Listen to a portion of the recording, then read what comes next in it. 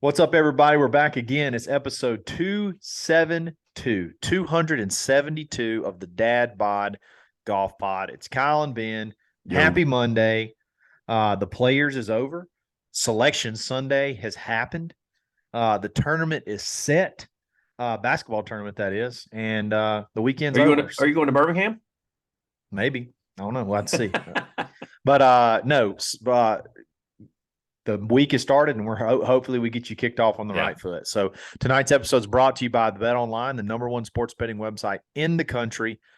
Sign up today. You better sign up quick. Use coupon code BLEAV, BLEAV. Now's the time to win some money. There's going to be 1,000 basketball games a day coming up here on Thursday. So you got to get ready. Get you a 50% bonus on your first deposit, and then start racking and stacking on picking your 11 seed to upset the 7, or 11 to upset the 6, and 10 to upset the 7. What 12? There's going to be a 12-5. There's going to be a 12-5 upset. There's one every year, so you better pick it. Better pick right, and you can go through Bet Online to do that. So, Bet Online is where the game starts. So where the game started and ended pretty much with the Players was Scottie Scheffler. He sort of took control, I think, on Saturday and never let up. And won by 5. It was honestly kind of boring, if I'm just being honest. They kept talking about guys that could make a run, but like he was so in control, it was not going to happen. Azinger was the only one that wasn't really talking about it, because Azinger was like the only guy he needs to be looking at right now is that 12 under number with Terrell Hatton, who posted so early. Yeah, he was like, he said everybody else is shooting for that number just so they can get close to Scottie. So yeah, Minwoo, that 7 that he took, I could understand that. The second one that he took, the second 7 he took on the par 5, that was him being stupid. I mean, him getting too greedy, trying to punch out under limbs and through holes that he shouldn't have. You got to when you're down, if you're trying to win a tournament, you got to do stuff like that.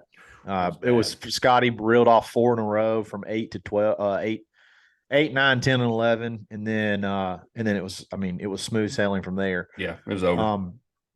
But what's crazy, and he's world number 1 now, and supposedly if he would have been in the top 5, he would have been world number 1 anyway. Yep. What's crazy to me is there's legitimately like 5 world number 1s in their prime right now. If you or maybe more, if you think about it, there is a number of dudes that were number 1 in the world, and they're all in their prime right now, like on the PGA Tour. It's absolutely incredible. So it's like anybody could go on a run. Anybody can like take it. It just seems like it's been flip flopping. It just seems like it's going to keep doing that. Like I don't see one of these guys. Like I love Scottie Scheffler. I don't see him just like taking charge and going on a run for like multiple consecutive weeks at world number 1. Do you? No, not as long as Jon Rahm's playing. No. Yeah. And Jon Rahm had to withdraw. He got some kind of stomach ailment. But he had the stomach bug. I mean, you got Scottie, Jon Rahm, Rory McIlroy. Max Homa it plays as good as being a world number 1. I think Justin Thomas has been world number 1. Colin Morikawa could be world number 1. Jordan Spieth's been world number 1. So like you got all these dudes, and it's not like any of them are really on the tail end of anything. They're all. I mean, Rory's at 10, and he just hasn't played enough events to boost him up. Yeah. So I mean, it blows my mind how incredible golf could be, and that's why I do like these elevated events on the PGA Tour, because it's going to put all those guys facing off, at least how many times? 7 times a year. Yeah. I mean, that's incredible. What's incredible? The Players is always an incredible field. The weather didn't really. I mean, there was bad weather on Friday. Was it Friday when the round got canceled and some of them? Yeah, it was Friday because some of them had to come back early Saturday morning, because we were texting. We love morning golf because that is pretty cool to wake up at 7 a.m. there on Eastern time. You're drinking coffee and watching dudes finish a round. That was pretty sweet. But yeah, that's pretty much the only weather. I think this afternoon the wind kind of kicked up a little bit because there were some dudes like watch Fleetwood. but with consecutive golfers, you had Mm-hmm. Fleetwood, who was like 10 yards short of the green, and then the guy that hit prior to him was 10 yards long, like deep over the green. So the wind Yes. was definitely swirling. But I mean, Scottie just had it going, man. Scottie just had it going. If you could just say, if you had to predict right now the rest of Scottie's career, what do you say? Like, what do you think about him kind of moving forward? You and I were mentioning this before we came on, and you'd said something about a tweet. Some people were tweeting about the comparisons, and they Yeah. were doing right now. He's behind only who's it? Tiger, Phil, DJ. No, he's ahead of DJ in his He's first ahead. 100. Here's Okay. the tweet. Here's the tweet. In the first one, this is first 100 PGA Tour events. Mm-hmm. DJ won 5 times. Bryson won 5 times. Scotty's won 6, but that's in 97 events, not a total 100. Mm-hmm. Phil 7, JT 7, Spieth 8, Rory 11, Tiger 24. So you talk about him being the next big thing, or like to go on a run. I mean, we kind of said that about all these dudes. We said that about Rory. We definitely said it about Jordan Spieth. We said it about. I mean, He is Phil. to me. Phil did. He's similar. This is what I was going to tell you. He is similar to Spieth in the fact that Spieth had a great couple of years where he had that run that you're talking about. Yes. Since then, he's been sporadic in his wins. If there's people that have been consistent, you got to look at the Tigers and the Rorys of the world. Tigers speak for itself. I mean, 24, goodness gracious alive. That's ridiculous. And then, you got Rory. That's consistent. He would win an event a year or event, 2 events a year. Same thing with JT, in my opinion. JT has surpassed his buddy Jordan, who has got more majors than him, but he surpassed Jordan. They talked about that last week in win totals. And so JT is like consistent. Scheffler has not proved to be consistent to me because it started at the Masters last year. So it started in April last year, and he has won 6 events since April because that's where he's at. He's at number 6. And who's to say? I don't know. It seems to work for him, but that whole foot kick out thing that he's got, is that something that can be consistent 5 years from now? I don't know. Is he going to have to change his swing? Is he going to have to do something different? They talked about, which is kind of odd, they kept throwing it up that he was losing strokes on the green today, yet he birdied 4 in a row. So it got me how that algorithm was typed in because it seemed to me like he was pulling away from the field. So how he was, I understand how the thing works, but it just didn't sound good when it was coming from the booth. It's like, well, you can say what you want about the algorithm. He's still winning the golf tournament. So, and he keeps pulling ahead of everybody else. So if he's losing strokes, count me in as being part of that deal. But I don't know that he can be consistent for the next, I know you said this is 100 events. Well, he basically went, I don't know what he said. He's on 97. He went, 80 events without a win. I mean, when did the win start for those other guys? They didn't go 80. So that's why I don't want to compare him to them because. Yeah, but he was just starting. Like, I mean, I get it. He's won 6 events and 97 events, but he's really won 6 in about 20. Yeah. I mean, if we actually look at it, he's won. I gotta go. I would need to look at that, but no, they flashed it up. He didn't win anything prior to 2022. Last year was his first win. Yeah. I mean, but is that him being inconsistent, or is it like I just started to hit my stride? Like, which one is it more likely to be? Man, I don't know because like that thing that got said the other day about John. I can't believe John Rahm's not in that conversation. Because like Rory even said it the other day, he said John Rahm was a top 20 player even when he was in college, and he wasn't even on the tour yet. So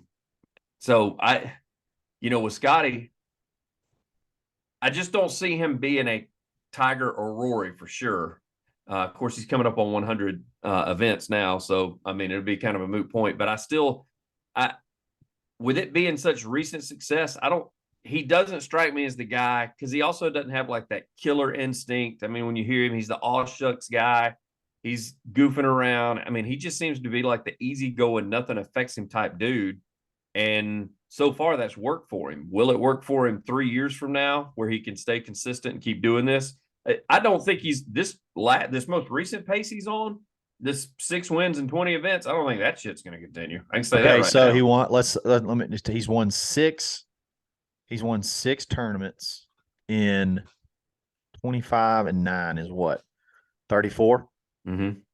He's won 6 times in 34. So basically 1 out of 6 events he wins. Did I do that Mm-hmm. right? A little bit under that. 1 out of 5 and some change. Mm-hmm. I mean, if he plays 25 events, I mean, if the numbers shake out, I mean, he's won twice already this year. If the numbers shake out, he would win. I mean, he could win, over the next 3 or 4 years, he could have 20 wins. Well, and he's got 2 events that are coming up that he's already won. The Dell Match Play out in Austin, and of course the Masters, which he seems to play Augusta really well. So, here's my thing about him. All right, so Tiger would go on runs, and then he would have to have a swing change. yeah. You remember that? Because it was like he would go, and then he'd get really hot, like hotter as a firecracker with the swing that he had, but it would like eventually sort of like wear down, and then you have to retrain himself. Oh, this swing has to happen with his swing. Like this swing has to do that, right? He can't. He is what is he in his 20s now? He can't swing that way at 32, 33 years of age.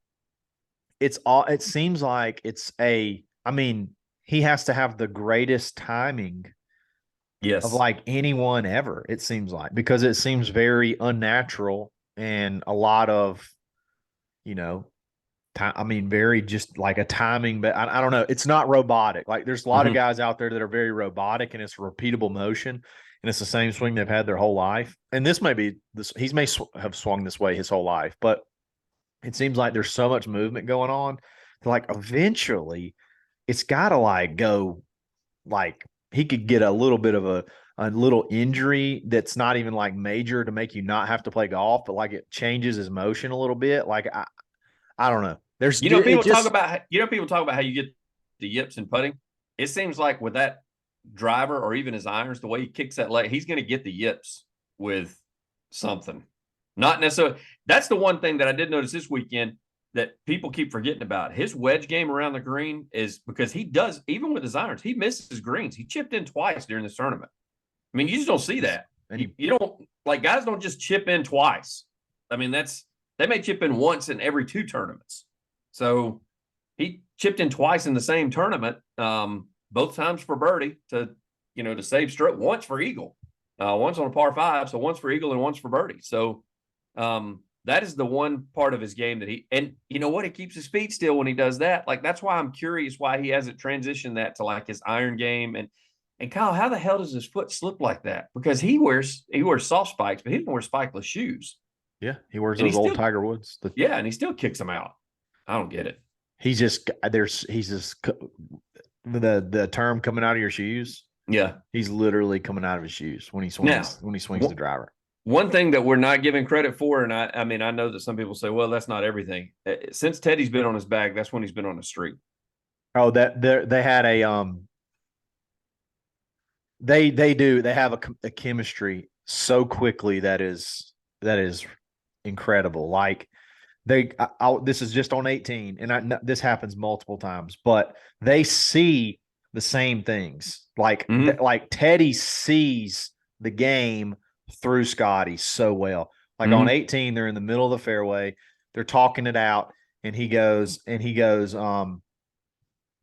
like they're both looking at the green and they're picking the line, and Scottie's like, or he goes, I want you to hit it off the guy.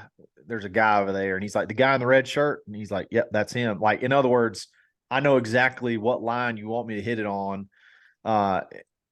He knows Scottie's game so well. It was it was interesting. Scottie's like, you talking about the guy in the red shirt? That's him. That's him. Well, the same thing happened earlier in the round when Scottie got in trouble off the tee, and he had to stand and hit up against the hill, and he had a club out. And he was like looking straight ahead, and Teddy said, I really don't want you to try that shot. I really want you to go over this way. He goes, no, I plan on going over that way. I just wanted to see if I had a swing to go this way. And so like they already were on the same page. On the same page of, all right, I'm in the trash. I got to get it back out in the middle of the fairway, and then we'll go from there.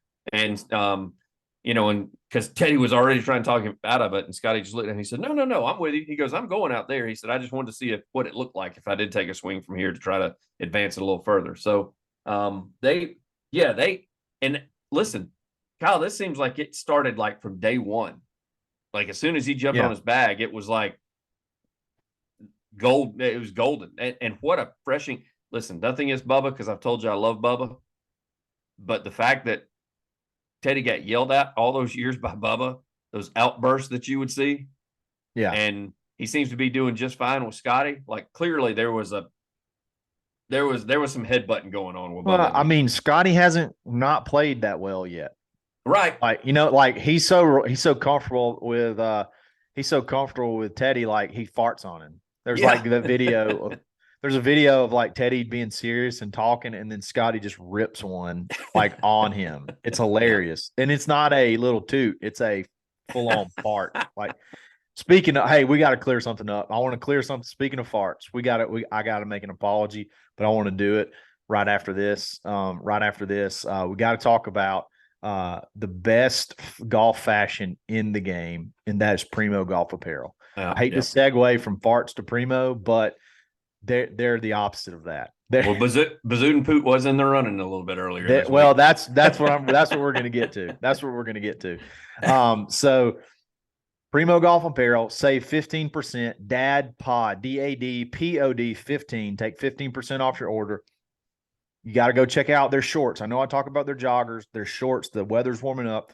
They're incredible. You can get 3 inseam links. If you're adventurous, you can get the 7, or if you're short, like Ben, you can get the 7, and it's just normal. But they got 7, 9, and 11. Okay, you got options. Then they got like six or 7 different colors. A lot of the same colors that they have in the joggers, the same material.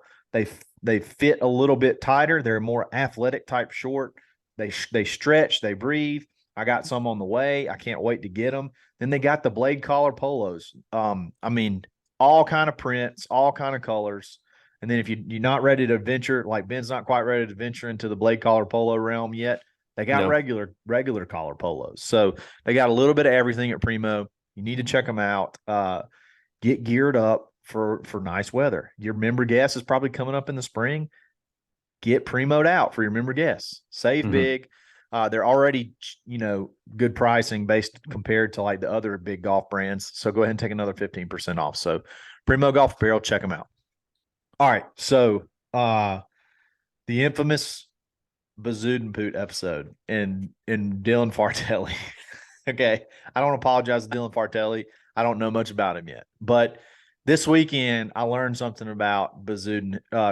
Christian. Is it Christian? Bazoodenpoot? Christian Bazoodenhout. Has 2 A's in it. I'm going to say his name correctly. He has spent his whole life battling a really, really, really bad stutter, like to the point where he would not speak in public. I had no idea. They did a whole piece on him. He did a interview after he was leading some of the tournament. Like he was after Ramey got like a quad on some hole, I think it may have been 17 or something like that. Bazoodenhout took over and led for a little bit until Scottie just kind of took over, and I think he faltered a little bit. But it was hard to watch. It was hard to watch because he got emotional about it. He doesn't like to talk in public, and it's a bad one. And it's something that I know people struggle with, and I have felt so terrible. I text Ben. I was like, I'm embarrassed. I want to go delete the episode. I feel so embarrassed. I feel so bad for sort of making fun of his name when people I'm sure have made fun of the way he talks his whole life. I'm a Bazoodenhout fan from now on. So I'm pulling for him. I'm sorry. I would love to get you on the podcast, even though you don't like to speak, but I don't know. I'm gonna be following him from now on. So he's brave to just be able to, I'm sure, put that out there, and it was cool to see. Go ahead, Ben, and show you have no. I'm Go not ahead, say you have no apologizing. heart. Go ahead and show how you have no heart. I'm not apologizing. Making fun of his name has nothing to do with his stutter. It's just a combination. I'm sure people have called him probably Bazood and Poot or something like that. They've probably called him. But we didn't do that. We didn't make fun of his stutter. If we would have made fun of him and it would have involved, you're a bad person. We found out that he stuttered, then I would have felt bad. But say what now? I said if we would have made fun of him and it was regarding some sort of stutter that we didn't know he had, and then it turns out he had a stutter, I would feel bad. The fact that we said his name Bazoodenpoot, that was fart humor. That had nothing to do with him stuttering. I just don't like making fun of people that have issues. Well, when are you apologizing to Fartelli? When I find out if he has some sort of ailment. If Dylan Fartelli has an ailment, I will apologize. He hasn't won a tournament. That's his ailment. So we can't make fun of him. Yeah, exactly. But no, I get what you said. When I saw the special, I don't know why they didn't go ahead and air the friggin' you didn't. So when you saw that for the first time, did you see that before I mentioned it? Did you know that before I mentioned it? Yeah. So you knew this, and you never once you're like, dang, I wish, I hate we did that.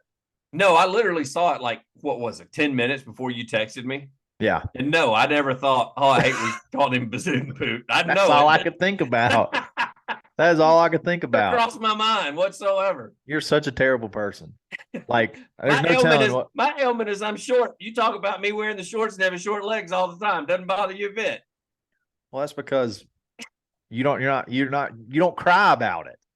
He's like emotional, like about it. He was like emotional about it. They're like doing a whole freaking special on him about it. He used to be emotional about it. He's not anymore. Ben, if you had a special and you're like, I tell you what, when people call me short, it just really, really bothers me to my core. But if they were making fun of my last name, I wouldn't relate teared that up a little to bit. that. Nah, I don't know. Made me feel bad. I'm sorry. How about that? Ben's not sorry. I'm sorry. You're so soft. I'm never gonna call him Bazoodenpoot again. That was the last time I probably will ever say that. It's funny to try to spell that out in a text message too. No, it's not. It automatically. We've done it so much. It does. It auto does it now, which is hilarious. And it capitalizes it for me. I guess I had a really emphatic conversation about him back when we were talking about it. But yes, no, we texted a lot about it. I hope he gets a win. That was a very cool. That was a cool story. I can't believe they didn't air this, but they were like, they brought it on there, and Todd, what's his name, was like, yeah, we've got a special airing at the end of the month. And I was like, why not do it? Now's the perfect time. What are we doing? Like, some people can't decide what they want to call him either. Some people want to call him Bazadenhout, some people say Bazadenhoot. I want to hear Trevor Immelman say his name because he's South African, so he'll say it correctly. Whenever Trevor says it. Or Mark. Mark lives in Columbus. We can go ask Mark. Yeah. Did you know that? No, I didn't know. Did you know Mark Immelman lives in Columbus, Georgia? No, I had no idea. He was the Columbus State golf coach. Did you know that? No, I had no idea. Yeah, he's a member at Triple C. Huh. How about Columbus Country Club. So, hey, Mark Immelman, let's hang out. Let's hang. We live. Let's find out how to say Bazadenhout's real name. Yeah. I think that's what it is, because the British Cara Banks, she says it that way. She says like Bazadenhout. Yeah. And they always speak proper, especially compared to us. Yep. Well, I'm sorry, Christian. Okay. And I'm sorry for your stutter. I'm not sorry that we said. I'm a big fan of yours moving forward. I'm sorry for everything that I did. I'm just sorry. So they've been calling him the wrong name the whole time on tour, and they still did it throughout this entire weekend. All we did was just put the word poot in there, and now you feel bad about it. I do feel bad about it. It's funny though. It was funny, but I still feel bad. So all right, let's move on. Let me tell you something I don't feel bad about. That's when I pull up over my golf ball. I pull out my Blue Tees rangefinder and I fire down on the pin, and it gives me a dead on number at a incredibly low price. And it'll even give me this. It'll even calculate the slope number for me, and you can toggle that on and off.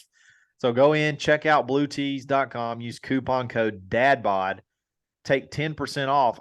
Wow. Yeah, I mean, you save so much just on regular price. The 10% off is almost like just ridiculous. I mean, it's just you know what I mean, because you're already saving an incredible amount of money. It's got all the features that all of the big time rangefinder companies have, rangefinders have, but you just don't pay that much. I think that when you're listening to this, the player pack sale, you probably missed out on it. We talked about it. It was they did the player pack for the Players Championship, where you get the Series 3 rangefinder, the player speaker, the divot tool, and the mag hub for $299. It's regular price $470. I think it's still going to be discounted a little bit. You just got to just got to go online and check it out. Yep. Save big, have fun, shoot better, play better golf, play faster golf. Mm-hmm. And, you just get better. You start knowing it's easier to know how far you hit things when you have a laser that can tell you how far you hit things. So, bluetees.com, that needs to be the one that you go check out. All right. Would you rather time? It's not really would you rather. It's just more of a scenario. So there's a lot of talk about the island green on 17. I'm not sure exactly how many balls were hitting the water this week. I don't know this, but I would say it was probably one of the lowest, probably one of the lower amounts, if I had to guess. If you said over the last 10 years, I would say it was probably on the low end, just because of the weather. The weather was pretty mild for the most part, except for today. So, but here's the scenario. They had 3 holes in one, and that's the first time they've ever that. Did they have 3? I knew they had 2. So they had another 3. one today. Had another one today. On the right pin? Forgot one bounce, hopped in. Holy cow. So that's one incredible. bounce. He bounced in the fringe, took a big hop, and then jarred it. Didn't even take another hop. He was playing, who he was, I forgot his name. He was playing with Jerry Kelly. So I think Jerry Kelly, who had already hit it in the water, was probably more excited about the hole-in-one than the kid that actually did it. I saw the tail end of that. So, but that's what that was. So that makes a lot of sense. I saw the Jerry Kelly pumping the crowd up and fist pumping stuff, and I was wondering what it was about. He was excited. So I had turned it on apparently just right after the kid or whoever it was hit the hole-in-one. So that's pretty cool. Oh, he was a kid. He was young. I know him, but he's not like a household name. I recognize his name and especially his face when they showed him. He's real young. Gotcha. He played at Duke. I do know that because he had a Duke bag. There you go. All right, so here's the scenario I'm going to give you. Well, it's really more of a question. You got a chance to hit the green or go to jail, okay? And it's like a real jail for 1 year. What is the lowest amount of money that has to be on the line for you to hit the green from, let's just say 135, 140? It doesn't have to be anywhere but just on land. It doesn't even have to hit the green. It's just got to be dry. What's the lowest amount of money that you take to take that risk of hitting that shot? Can be a lot, Kyle. Yeah. I'm not going to do well in regular jail. No, you're not. No, you're not. I don't think either one of us are going to do well in regular jail. I know. I mean, this has got to be north of $1 million just so my family's like taken care of while I'm out and like can pay off the house just in case I get shanked in jail or something like, because my mouth's going to get me in trouble too. I'm gonna pop off at somebody. I bet it will. I knew that was coming. I'm gonna pop off at somebody and get stabbed. You said pop off in somebody. Oh man, this is going great. As good as I thought it could go. We got to look at like one of the scenarios was today was like $10 million or go to jail. I was like, I would. Okay, let's change it up a little bit. Okay. You got to hit the green. What's the least amount of money? You get the money regardless. How about that? What? Say it again. You froze. We're going to say that you get the money regardless. Okay. But if you miss the green, you just have to go to jail for a year, a real jail. But when you get out, that money's there.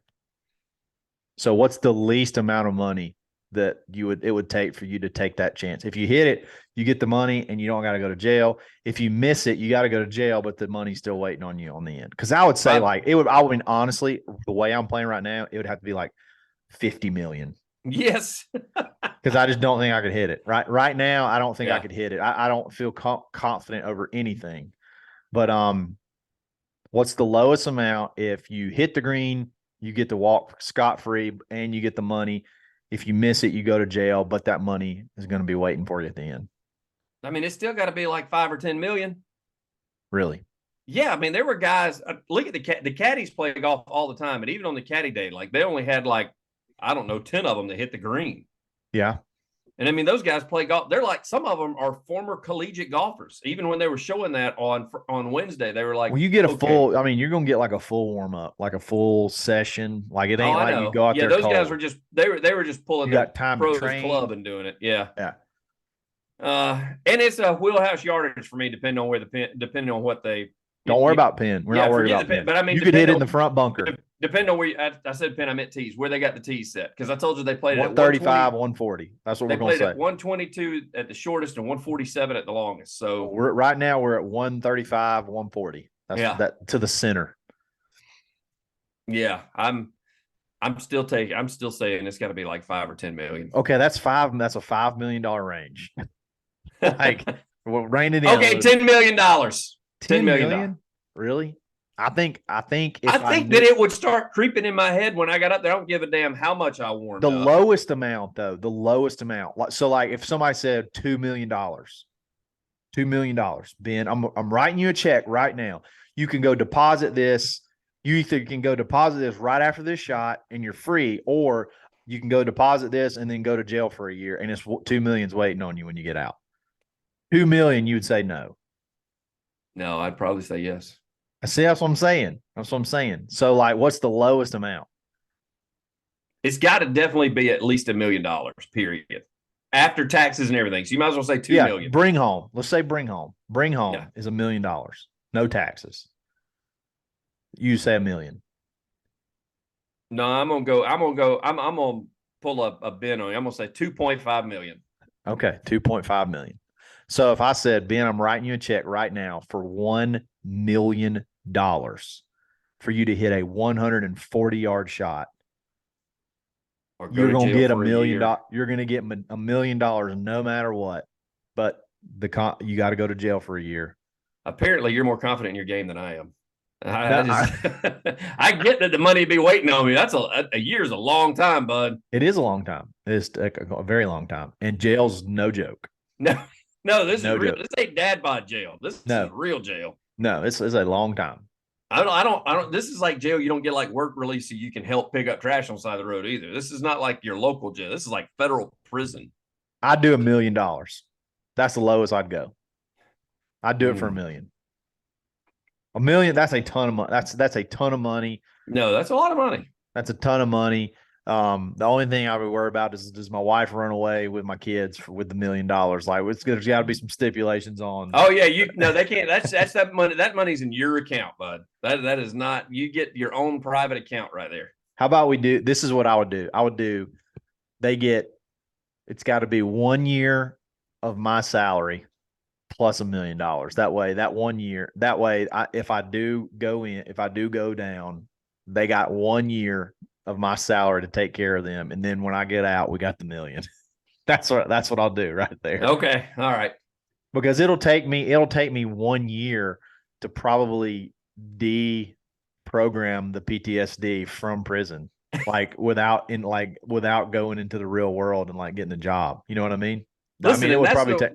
That's why at first I was thinking 5 to 10 million, even regardless. And the reason being is because I was sitting there thinking the PTSD on it, I ain't working a day after I get out. The hell with that. I'm living off that money that I just made. Okay. Well, I mean, that's not the question. But that's not the question. It's lowest. I know, but that's what I was thinking. You know, I got you. I'm thinking, man, I get out after a year. I don't care anything about going back to work or any of that stuff. I mean, I'm wanting to live off the money that I supposedly made for being in jail. It was going to take me at least a year to recover over the stress and the trauma that happens while I'm in prison, I think. So, and that's why I said the $5 million to start with too, because if I do hit the green, Kyle, I'm going to blow a lot of that money on celebratory gifts. Oh yeah. Okay. I'm going to.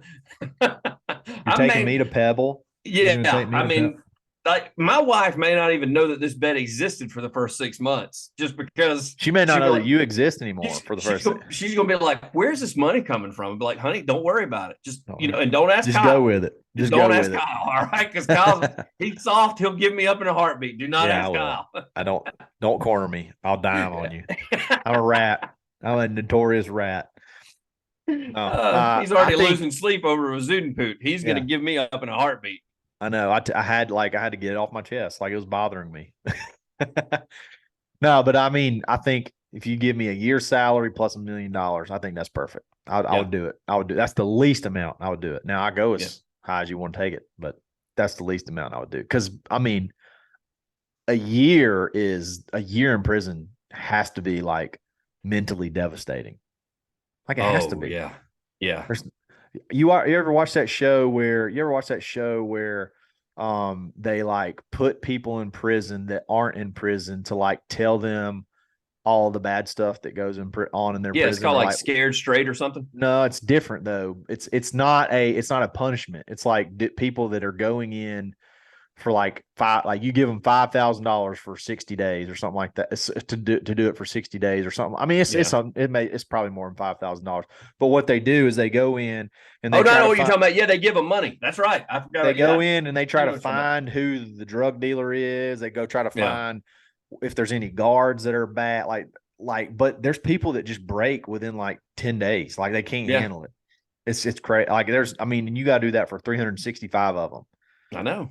Like you can only lock yourself in your room and sleep, and just like be to yourself for so long before you just lose. So I'm gonna need some deprogramming time, de-stressing. Hey, listen, I said that's not even prison. I told my wife that about like that show, that Survivor show. She used to really be into watching that, and I was like, being stuck on an island with a bunch of strangers. I'm not. I don't even want to try. But you can win $1 million. And I was like, yep. And only one person wins out of that whole group. And I would be wanting to punch somebody before it was all said and done with. I'm not doing that. Oh, you'd be one of the first voted off, Ben. There's no doubt. I'd be like, I ain't here for nobody would want to be in an alliance with you. No chance. No chance. God. Hey, is it unanimous? All right, Ben, your ass out of here. Yeah, his drive has spoken. Yeah, tribe has spoken. You're done. Put that flame out. That was the most shameful walk of shame too, when they put their flame out. It was like, and they had to walk that 1 mile long drawbridge out or whatever it was. It was like a bridge. There was always a bridge. Holding their stick or whatever. I bet, keep the damn stick. I'm leaving. Yeah, the stick the unlit stick, the unlit fire stick. Yeah, the tribe has spoken. That was a great show. It's still on. I think I don't watch it anymore. Yeah, we don't watch it anymore either. She used to really be into it. She was like, "You is that something you could?" I was like, "No." I said, "The only way I do it's for the weight loss. Everybody that goes on there and loses a bunch of weight and gets skinny." They do.